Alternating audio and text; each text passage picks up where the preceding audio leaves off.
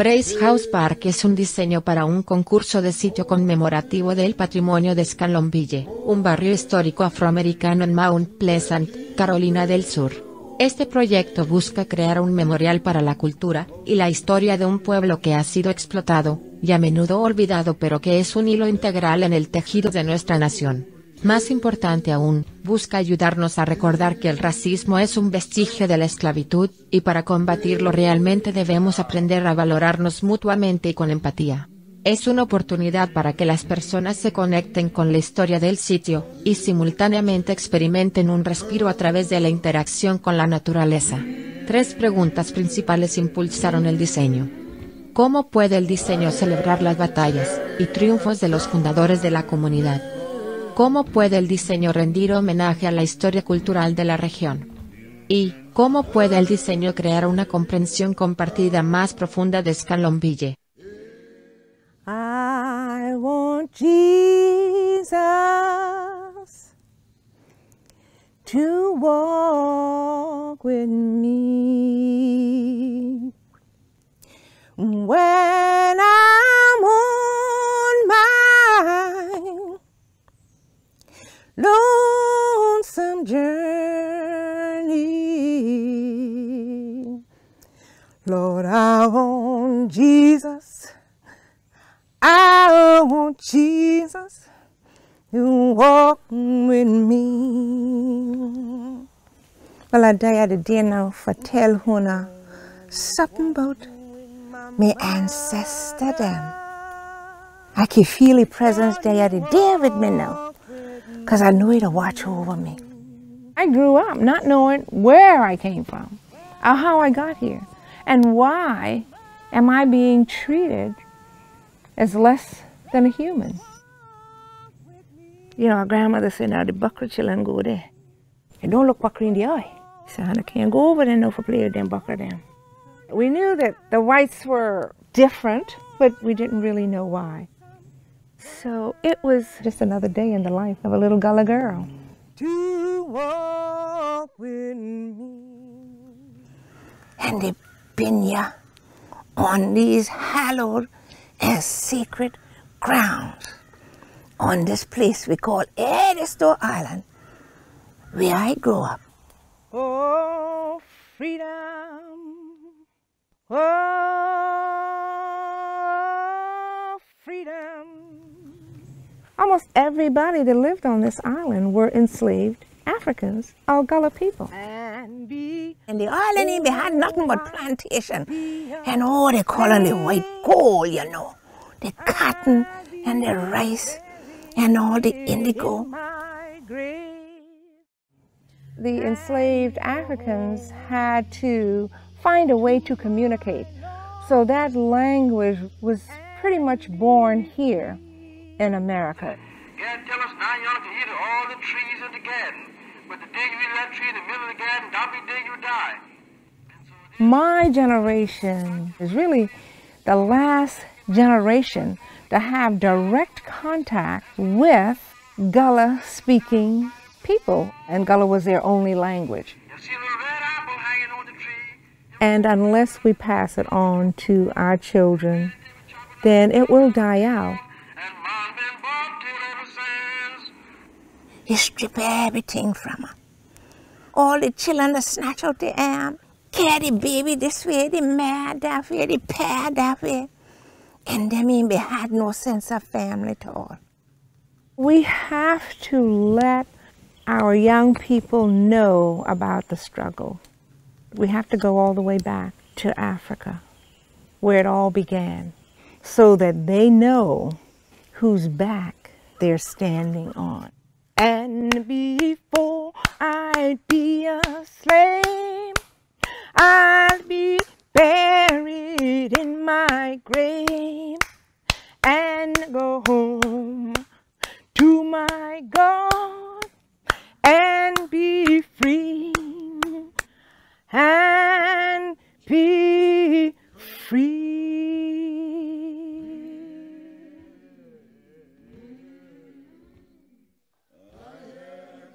El programa de Arquitectura del Paisaje de la Universidad Estatal Agrícola y Técnica de Carolina del Norte participó en el concurso de Designing Our History. El objetivo principal de la competencia era crear un espacio público basado en el patrimonio en Scalonville, un vecindario dentro de Mount Pleasant, Carolina del Sur. Las preguntas principales presentadas por la competencia se organizaron en 3 categorías. Memoria. ¿Cómo puede este parque crear un registro permanente del señor Scanlon y las familias originales de la comunidad? ¿Puede el diseño salvar el sentimiento moderno y nuestra historia ineludible? Monumento. En un barrio de casas a gran escala, dentro de una ciudad llena de marcadores históricos y monumentos de todas las escalas, ¿cómo puede destacarse un pequeño parque? ¿Qué crearía una experiencia memorable para el visitante? ¿Cómo puede su punto focal convertirse en un ícono en una ciudad llena de íconos?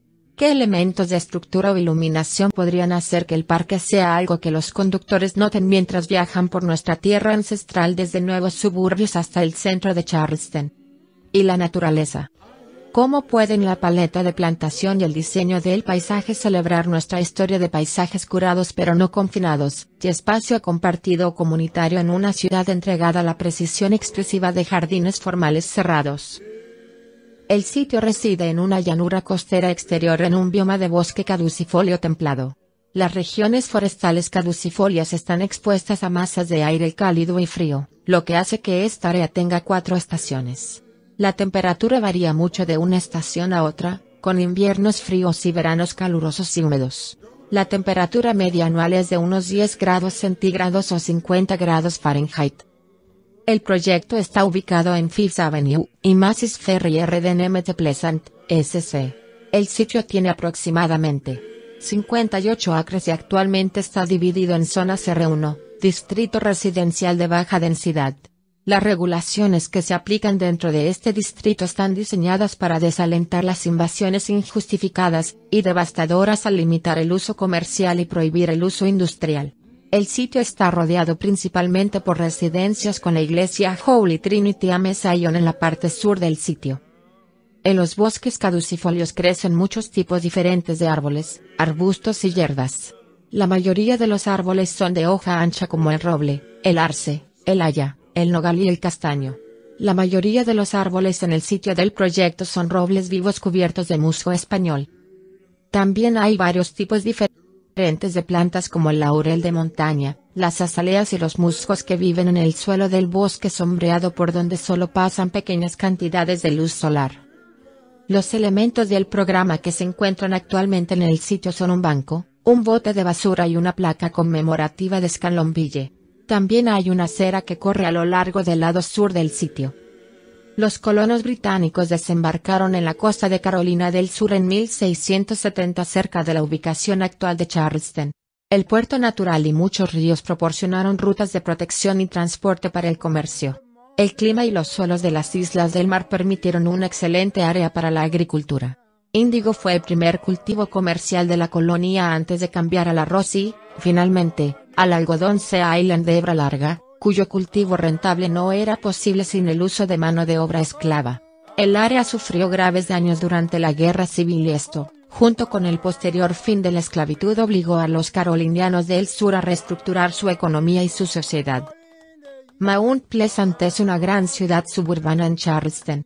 Es el 4º municipio más grande, y la ciudad más grande de Carolina del Sur, y durante varios años fue una de las áreas de más rápido crecimiento del estado, duplicando su población entre 1990 y 2000. La población estimada en 2018 fue de 89.338. El sitio de Mount Pleasant fue originalmente ocupado por el pueblo Sowe, una tribu de habla algonquina. Para 1721, 107 familias vivían en el área, incluidos 400 blancos y 637 esclavos. A medida que el área se desarrolló para las plantaciones, los africanos esclavizados y los afroamericanos formaron la fuerza laboral principal de la sociedad de esclavos, lo que condujo a la creación de la cultura única de Guya. Ellos y los siguientes libertos constituyeron una mayoría de la población durante los siglos XIX y principios del XX. Las historias de los esclavos que trabajaban en las plantaciones de arroz y añil de Low Country de la costa de Carolina del Sur a menudo eran muy diferentes de las comunidades de esclavos en otras partes del sur que llegaron a través de generaciones que vivían en las Indias Occidentales y trabajaban en las grandes fincas de algodón del interior del Piamonte. Más de 120.000 africanos occidentales esclavizados fueron encadenados directamente a los Estados Unidos a través del puerto de Charleston como parte de la trata transatlántica de esclavos británica, que prosperó en Carolina del Sur desde finales del siglo XVIII hasta principios del XIX. Los descendientes de las comunidades tradicionales afroamericanas de Guyana y el condado de Charleston suelen rastrear su ascendencia a la mezcla de culturas donde los plantadores de arroz blanco a menudo preferían esclavos de las regiones productoras de arroz junto con los de la región de la costa de Barlovento de África, incluidos Angola, Senegambia y Sierra Leona. La mayoría de Guyá vivía en comunidades de plantaciones aisladas a lo largo de la costa, donde los esclavos superaban ampliamente a los blancos. Esto proporcionó una sensación de independencia, y facilitó que muchos conservaran sus tradiciones culturales y comunitarias africanas asociadas con los dialectos del idioma, la gastronomía, la historia oral, las prácticas religiosas y la fabricación de herramientas. Hoy, los descendientes de Guyá continúan llevando una vida espiritual que influye en cada aspecto de sus vidas. Creen en la naturaleza dual del alma y el espíritu. En la muerte, el alma vuelve a Dios, pero el espíritu permanece en la tierra para vivir entre los descendientes del individuo. Es común que los funerales sean ornamentados, y que los dolientes decoren tumbas con objetos que pertenecieron al recién fallecido. La gente de Guyá cree que el espíritu de sus antepasados participa en sus asuntos diarios, y los protege y los guía usando fuerzas espirituales. Otras tradiciones practicadas por Christian Guyas incluyen praise houses. Las casas de alabanza son pequeños edificios de madera ubicados lejos de la comunidad donde los fieles pueden expresar libremente su fe y sus emociones. Se utilizaron para fortalecer la fe, examinar a los nuevos miembros y proporcionar orientación espiritual a la comunidad. Scanlonville, ahora cercada por nuevos hogares, fue el hogar de una de las playas negras más populares de la zona, Riverside Beach, desde la década de 1940 hasta la década de 1960, donde gigantes del jazz y el R&B como Duke Ellington, Count Basie, B.B. King y James Brown realizaron el pabellón frente al mar. Ahora todo lo que queda de la playa es un marcador histórico frente al desembarco de Remley Point. El recién emancipado Guyá, residentes del condado de Charleston, como los de otras partes de Carolina del Sur, se dio cuenta rápidamente de que la propiedad de la tierra era la clave para la igualdad política y, posiblemente, más tarde, económica. Mientras que la mayoría de los libertos carecían del capital individual para comprar propiedades, algunos grupos emprendedores en condados como Charleston y Clarendon con grandes poblaciones afroamericanas, se unieron para formar sociedades cooperativas para la compra de antiguas tierras de plantación de propiedad blanca. El desarrollo de Scanlonville es una de esas empresas. En 1868, el carpintero John Scanlon compró la plantación Remley de 614 acres que limitaba con el puerto de Charleston y el río Wando. La propiedad era propiedad de Paul Remley, quien murió en 1863. Scanlon fundó la Charleston Land Company, que permitió a 100 hombres afroamericanos pagar acciones de $10 y comprar grandes extensiones de tierra.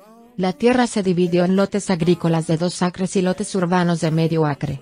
Para 1870, los antiguos esclavos que deseaban poseer tierras podían comprar lotes urbanos agrícolas. Charleston Land Company y el desarrollo de Scanlonville es una de las 4 empresas cooperativas conocidas entre libertos afroamericanos. El sitio está ubicado en la entrada este de la parcela original de la comunidad Scanlonville. El cementerio de Scanlonville y el desembarco de botes de Remley Point están a aproximadamente 1 milla de distancia del sitio del proyecto. El sitio del proyecto fue parte de una disputa racialmente teñida entre 2 grupos sin fines de lucro que el Consejo Municipal de Mount Pleasant inició inadvertidamente. Todas las partes involucradas acordaron que el medio acre cubierto y subdesarrollado que se encuentra en Macy's Ferry Road en Fifth Avenue debería convertirse en un pequeño parque.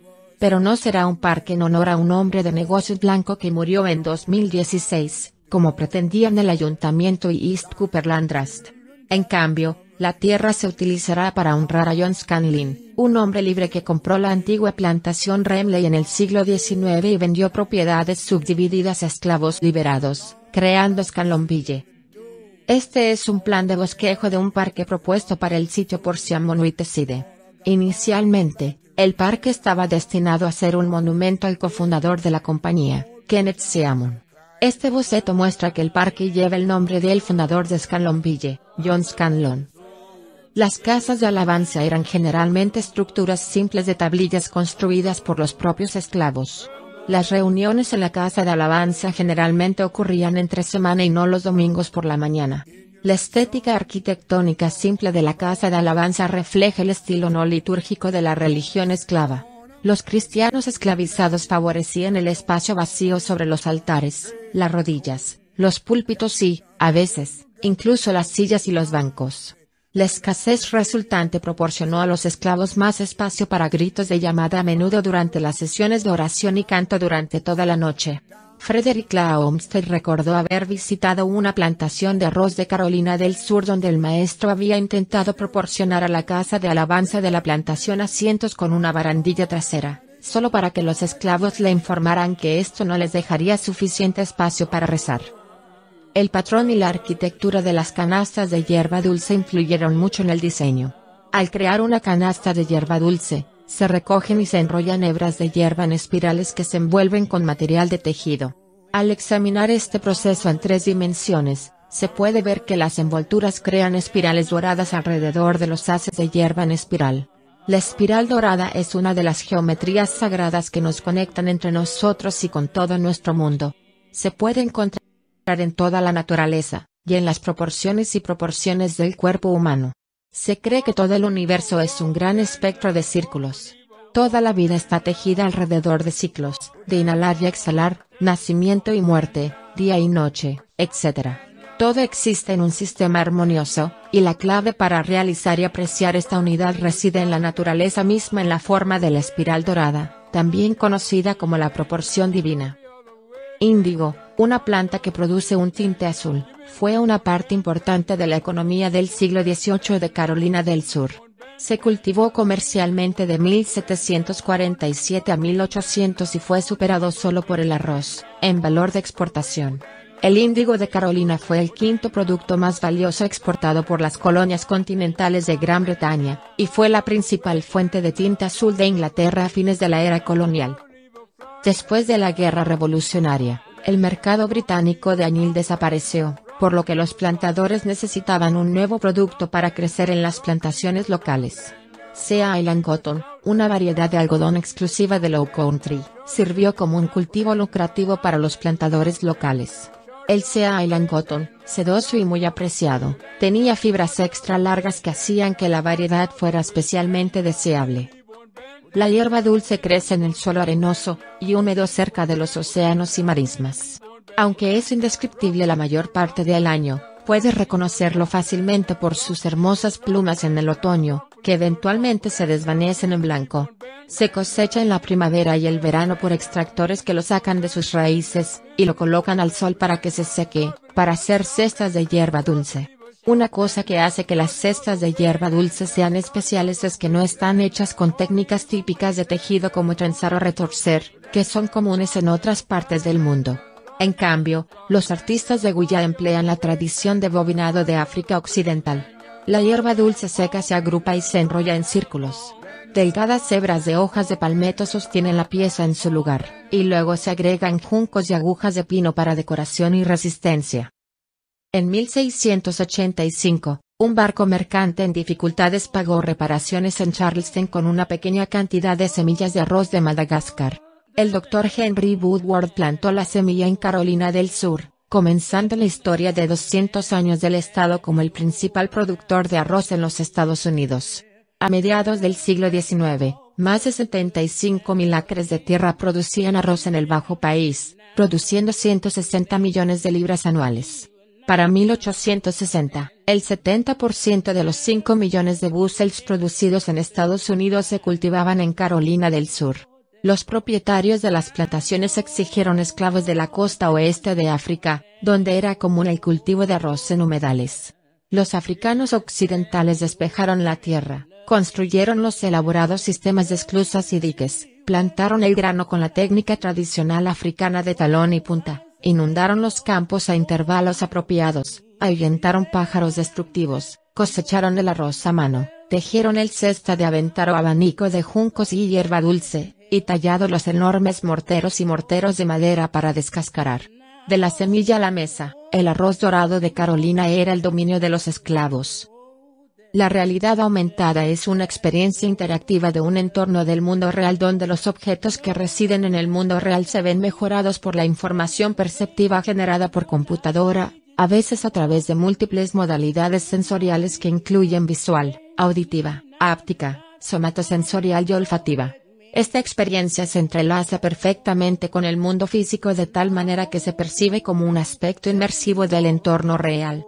De esta manera, la realidad aumentada altera la percepción actual de un entorno del mundo real, mientras que la realidad virtual reemplaza completamente el entorno del mundo real del usuario por uno simulado. El bronce es el metal más popular para las esculturas de metal fundido. Una escultura de bronce fundido a menudo se llama simplemente bronce. Se puede usar para estatuas, relieves, pequeñas estatuillas y figuritas, así como elementos de bronce, que se pueden colocar en otros objetos como muebles. Las aceras de goma de Ruberoy son una alternativa flexible, porosa y ecológica a las aceras de hormigón, asfalto y adoquines preformados. Fabricadas con caucho reciclado de neumáticos posteriores al consumo, estas aceras de caucho pueden soportar fuertes lluvias al proporcionar un drenaje rápido, lo que las convierte en la solución perfecta de gestión de aguas pluviales para la infraestructura de la ciudad verde. Las aceras de goma se flexionarán con el crecimiento de las raíces de los árboles en lugar de agrietarse debido al levantamiento de las raíces, un problema muy común con las aceras de concreto tradicionales. Además, la porosidad de Ruberoy permite que el agua penetre en el subsuelo donde nutre las raíces de los árboles debajo del suelo, fomentando el enraizamiento profundo, reduciendo el agrietamiento y la agitación, y haciendo que los árboles sean menos propensos a soplar en fuertes ráfagas de viento. Las aceras de goma de Ruberoy incluso se pueden instalar directamente sobre las raíces de los árboles sin dañarlas ni obstaculizar el crecimiento del árbol. Este material se usaría como superficie para las pasarelas primarias en el diseño. La madera plástica es un producto bastante nuevo hecho de botellas de leche recicladas y otros recipientes y plásticos similares. Además de la plataforma, se puede utilizar en una amplia variedad de proyectos. Tiene varias ventajas sobre las cubiertas tradicionales de madera maciza, incluida la longevidad prolongada y la resistencia a la pudrición. La plataforma de plástico también no requiere mantenimiento, manteniendo esencialmente la misma apariencia durante toda su vida útil. Las cubiertas de plástico reciclado, a diferencia de los compuestos de madera plástico, están hechas de plástico al 100%, lo que elimina la tendencia de los compuestos a descomponerse con el tiempo debido al componente de fibra de madera. Dado que es un material sólido, no en capas, no hay ampollas ni descamación. La madera plástica está hecha con hasta 90% de plásticos reciclados. Este es un material que de otro modo terminaría en un vertedero y no se biodegrada. Ascrete es un verdadero hormigón verde hecho con 100% de materiales de desecho. La matriz densa evita que las soluciones perjudiciales penetren en la matriz, por lo que los mecanismos que pueden causar el deterioro del concreto convencional no están presentes. En consecuencia, estas propiedades de durabilidad, medidas mediante pruebas de permeabilidad, pruebas de congelación-descongelación, pruebas de escala, pruebas de abrasión, resistencia a ASR y carbonatación, son significativamente mejores que las del concreto convencional. Los LED se usan generalmente como la fuente de iluminación principal de las modernas farolas solares, ya que el LED proporcionará una luminosidad mucho mayor con un menor consumo de energía. El consumo de energía de una luminaria LED es al menos un 50% más bajo que el de la luminaria HPS, que se usa ampliamente como fuente de iluminación en las farolas tradicionales. La falta de tiempo de calentamiento en los LED también permite el uso de detectores de movimiento para obtener ganancias de eficiencia adicionales. El panel solar es una de las partes más importantes de una farola solar, ya que el panel solar puede convertir la energía solar en electricidad que las lámparas pueden usar. Las estructuras de sauce viviente son una forma de arte muy emocionante. Se pueden usar para funciones, contemplación, juegos, definición de barreras y áreas de descanso. Pueden ser simples como la forma de una valla o cúpula y tan complejas como las formas animales, humanas y abstractas. Las varillas de sauce grandes se empujan hacia el suelo, y luego los componentes de sauce horizontales y diagonales se entrelazan para formar un acercaceto muy fuerte. Desde una perspectiva ambiental, la estructura absorberá carbono de la atmósfera, no involucra ninguna fábrica o proceso de fabricación, y no requiere creosoto u otros conservantes tóxicos. En 1997, el violonchelista de renombre internacional Yo-Yo Ma colaboró en una serie de películas de 6 partes Toronto Music Garden titulada Inspirado por Bach. Para la primera película de la serie, titulada The Music Garden, el instrumentista trabajó con la diseñadora paisajista Julie Moir-Meservy para interpretar, a través de la naturaleza, la música de la primera suite de Bach para violonchelo no acompañado. Ma y Meservy se acercaron a la ciudad de Boston para construir ese jardín en esa ciudad histórica. La presencia visual y la geometría organizativa de la espiral dorada en el Toronto Music Garden fue un componente importante de la propuesta de diseño final. The Clearing es un diseño propuesto para un monumento público en honor a las 26 víctimas asesinadas en los tiroteos en la escuela primaria Sandy Hook el 14 de diciembre de 2012. La piscina circular reflectante en el corazón del monumento ofrecerá un lugar para que los residentes de Newtown se sientan especialmente cerca de los seres queridos que han fallecido. Los diseñadores querían evitar enumerar los nombres de las víctimas y crear inadvertidamente una jerarquía visual. En cambio, cada nombre se inscribirá en el borde del grupo. Nuevamente, la fuerte geometría organizativa de la espiral dorada con caminos que conducen a un área central rodeada de árboles de dosel fue extremadamente influyente en la propuesta de diseño. Se crearon 3 conceptos para el diseño que finalmente se sintetizaron en el plan de diseño final. El concepto de espiral dorada se usó como la geometría dominante a través del sitio con el concepto de cuadrículas canlombille sobre él.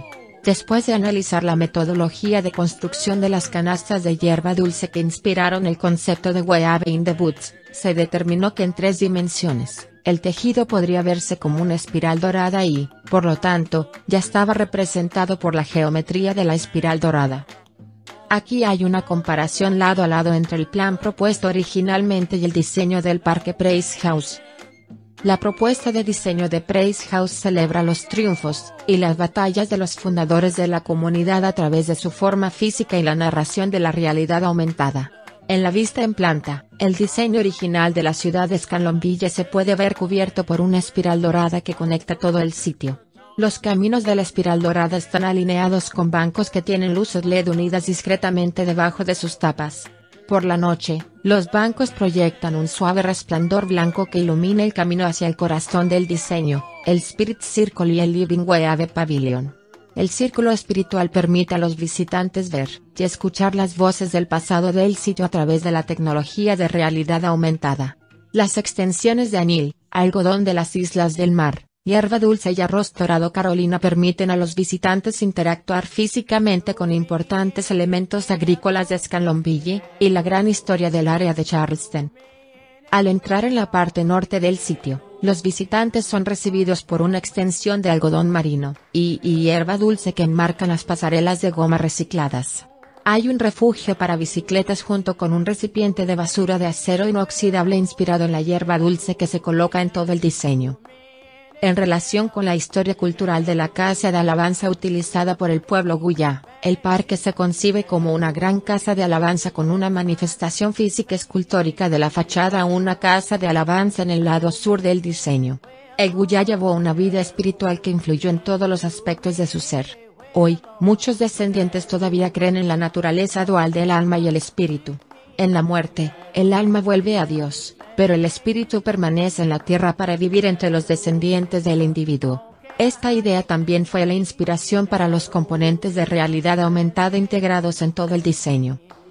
Al ingresar a la entrada este del sitio, los visitantes son recibidos por garzas de acero inoxidable que flotan sobre un mar de hierba dulce junto con la placa histórica de Scanlonville colocada sutilmente en primer plano. Las 4 garzas son representativas de la vida silvestre de la zona, y se presentan de diferentes maneras para expresar su elegancia y belleza. La hierba dulce es una representación del océano, y el agua que son componentes integrales de la historia y la ecología del sitio. Además, la hierba dulce es una manifestación física del tejido histórico, y la conexión de la tierra y las personas.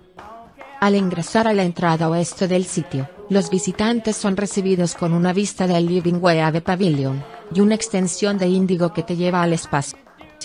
La paleta de colores suaves de las plantaciones se mezclan con el dosel cubierto de musgo español, y crean hermosos y cambiantes patrones de sombras en todo el espacio. La escultura de Guya y oro es representativa de la importancia del conocimiento, y la fuerza de trabajo de los esclavos de África Occidental que cultivaron, y cosecharon arroz de oro de Carolina que condujo a la producción de arroz líder de Charleston en los Estados Unidos durante 200 años. La escultura se aumentaría para permitirle cobrar vida virtualmente y contar su historia a los visitantes. Los tonos del bronce se mezclan con el cálido resplandor del paisaje, y crean patrones de sombras convincentes que bailan a través de la escultura. En 1670, los ingleses fundaron la ciudad costera de Charleston en la colonia de Carolina en tierras pertenecientes al Sioux. Los Sioux isleños eran una tribu de nativos americanos que eran indígenas de la zona. La ciudad floreció del comercio con los Sioux y las tribus vecinas. El Sioux intercambió sus pieles de ciervo por productos manufacturados y cuentas de los ingleses. Sin embargo, el Sioux, que recibió solo el 5% de lo que los compradores en Inglaterra pagaron por sus pieles de ciervo, sintió que este negocio era injusto. Al notar que los barcos ingleses siempre llegaban al mismo lugar, confiaban en que era la ruta directa a Inglaterra. Creían que remando hasta el punto en el horizonte donde aparecieron los barcos por primera vez, podían llegar a Inglaterra y, una vez allí, establecer un comercio directo más rentable. Por lo tanto, la nación Sioux decidió construir una armada. Meses después, el Sioux había completado su armada de canoas, y llenaron los recipientes con pieles y sus posesiones más valiosas. Todos los hombres y mujeres sanos de Sioux abordaron los botes y se lanzaron al mar. Solo los niños, los enfermos y los ancianos se quedaron atrás. Cuando el Sioux entró en el océano abierto, la alta mar envolvió sus canoas. Los sobrevivientes fueron rescatados por un barco de esclavos inglés que pasaba solo para ser vendido como esclavo en las Indias Occidentales. La escultura se aumentaría para permitirle cobrar vida virtualmente y contar su historia a los visitantes. La escultura Guya Ooman se coloca en una cama de añil, y saluda a los visitantes cerca del corazón del diseño, el círculo espiritual. Ooman es la traducción del siglo XIX de la mujer en el dialecto Guya, y representa el cultivo del índigo por parte del pueblo Guya, y contrasta la belleza de la planta con el sufragio de la gente. La escultura se aumentaría para permitirle cobrar vida virtualmente y contar su historia a los visitantes. El componente de realidad aumentada del diseño permite oportunidades ilimitadas para compartir vislumbres de la rica historia del sitio, desde presentaciones virtuales de James Brown, Duke Ellington y Count Basie, hasta vislumbres de los nativos de Guya y Sioux revividos a través de la tecnología moderna, para contar sus historias. El diseño puede crear una comprensión compartida más profunda de Scanlombilla al permitir que el sitio cuente física y virtualmente su propia historia. Ubicado en el pabellón de tejido vivo, el kiosco digital interactivo permite a los visitantes agregar a la historia del sitio a través de su propia narrativa. Estas historias también se pueden subir a internet para permitir que se compartan con personas de todo el mundo. Gracias por escuchar esta presentación. Por favor, siéntase libre de dejar comentarios a continuación.